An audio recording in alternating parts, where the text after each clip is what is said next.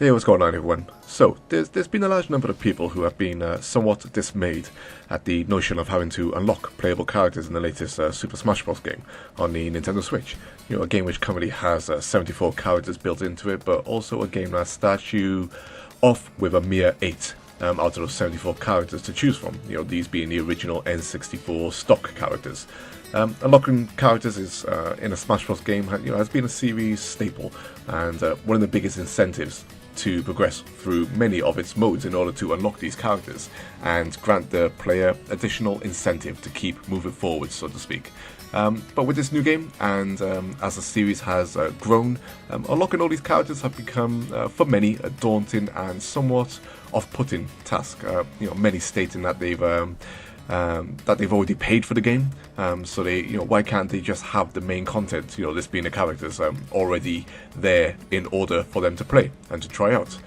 This thought process for many has even gone into greater levels where many would be willing to pay an additional fee in order for them to be unlocked, just so that they can get on with the game in whatever fashion they like.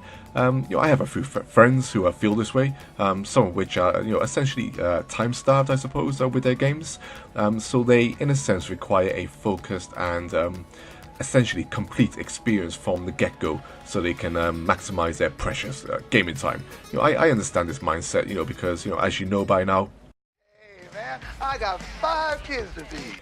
And my game time is also precious, but at the same time, when I personally play a game, I try to play as much of it as I can the first time round, because I know my chances of being able to play a second play through are slim, especially bigger games, because I will always have newer games to be moving on to as well.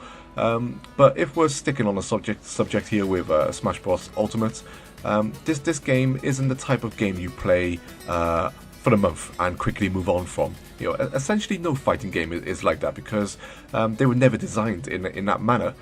For the main part, the roots of fighting games come from the arcades, where replayability was always the biggest driver, and Smash Bros is no different in that sense. It's not the type of game that can essentially be completed either, much like Mario Kart or Animal Crossing or Mario Maker or even the World of Warcraft. These are the types of games that are designed as evergreen titles, games that gamers can dip into and out of for the entire generations, with no real sense of rushing to complete particular objectives. But for the most part, the main objective is to just enjoy the game and its content repeatedly, and any rewards or bonuses for playing these games are there designed as further incentives to return to such titles.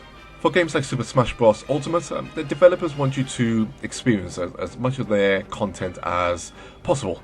You have to remember, Nintendo cherish their characters, and they also do, and also if they do collaborations, they for the most part go out of their way to highlight these efforts. From personal experience, having all these characters unlocked from the start can create a sense of being overwhelmed with options, as well as neglecting other characters, which leads you to potentially never bothering with most of the cast of characters in the game. This happened with me in Super Smash Bros. U, but it hasn't happened with me in Super Smash Bros. Ultimate, because I've been unlocking these characters at my pace, at a regular pace, but a good pace, enough that I feel the urge to try a new character when I've actually unlocked them. The very notion of having microtransactions or additional payments to unlock content in a game has always been a scary thought to me, a scary notion, one that I personally feel threatens gaming at its core, and could possibly set a precedence that further empowers developers to strip their games of even more content if gamers are willing to pay more just to get content that they've either already got or even had before. But that's just how I feel, right? But all this talk of frustration has reminded me of something that is very prevalent in many gamers today, and that's the urge to move to the next game as quickly as possible. And I feel there are many factors as to why people feel like this today compared to the past. The biggest one is the internet, of course. Online strategy guides, videos, reviews, gameplay walkthroughs, and fast media has created and given gamers many options to bypass as much of a game, much of what a game considers as progression experience, so to speak. There is essentially no real way for gamers to get stuck anymore today, or feel like they have to go around in circles to work something out, because in the palm of their hands they hold the power and knowledge of a god, essentially. Crumb. A device that allows them to be virtually anywhere in the world at any time, and access virtually the entire human collective of knowledge in mere seconds. It's a scary and empowering notion, right? But in the world of gaming, it can be life-saving for some and also devastating for some players' experiences. Basically, no one has to, for example, get stuck in the water temple in Ocarina of Time anymore, which for some people back in the day was one of the most memorable dungeons and experiences in Ocarina of Time. Both in a good way and a bad way. The internet has empowered people who don't want to wait, hence creating a faster moving world, a world whose patience can be stretched even when their 4G connection drops to a 3G connection.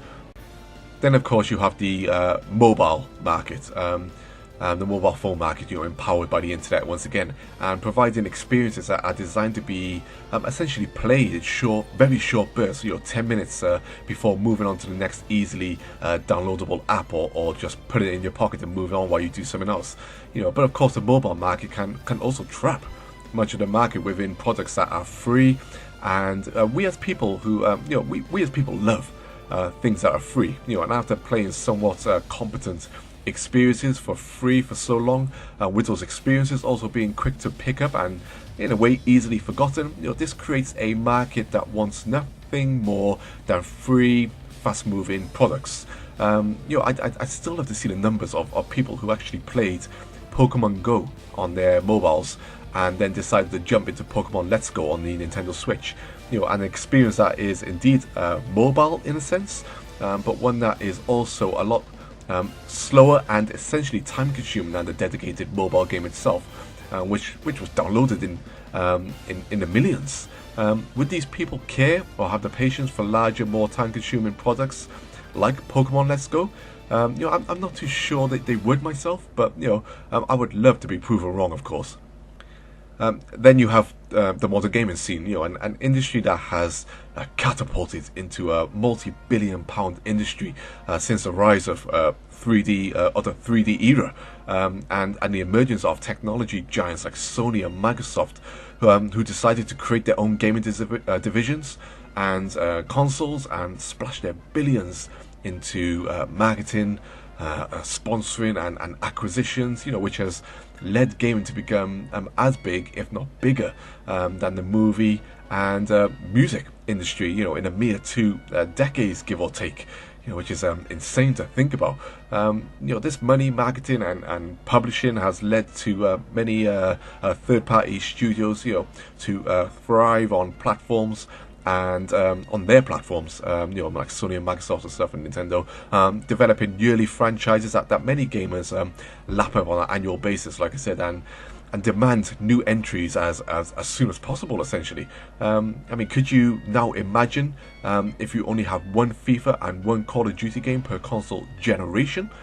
Sounds like insanity now, right? But this is something that has now become dominant in the industry, and many gamers demand a brand new big release every single month. Some demand every single week in order to feed their fast gaming diets. This in turn leads them to crave new consoles every few years, as game companies churn out the same products year on year, many of which that don't have the time to produce more than 2 games per generation if they're really trying to push something completely brand new and groundbreaking, because they never really get the chance to tap into the true potential of each platform, which leads them to perhaps never fully achieve what they want to achieve, especially as gaming costs and graphics engines race far beyond where the industry is ready to be. you see this when people look at Nintendo consoles and wonder how most systems cope with having just one mainline Mario, Smash, or Zelda title per platform, instead of one per year in terms of other franchises. Having grown up in this ecosystem, I've learned patience when it comes to mainline console offerings of Nintendo's best. Because I know for the most part when they arrive, the wait will be damn worth it. Not just in quality, but many times in innovation, because Nintendo have taken their time to move their gaming skills forwards and many times setting industry standards. So when they release their new Super Smash Bros., this time with 74 characters, I have no personal need to rush and unlock those characters, because I've become reassured for the most part that this will be the only mainline Smash Bros. Game for years to come, and that in itself is a comforting thought, especially when I see the amount of craft and content in a game of this nature, and Smash Bros. Sits virtually alone in what it offers gamers for their money. So when I see people begging for quick supposed fixes to having all their content up front, I can't help but feel that they are missing the point of the game, and in many ways missing what gaming was always about, and that was creating fun whilst having a sense of achievement. And isn't that what we all want from our games for the most part, a sense of fun and achievement? Because if we're not getting those things, then why are we playing games in the first place? And one of the biggest, most fundamental achievements in Super Smash Bros. Is unlocking a brand new character. But anyway, I think I'm done here. How do you feel about this topic? I see arguments from both sides as everyone's lifestyles are different.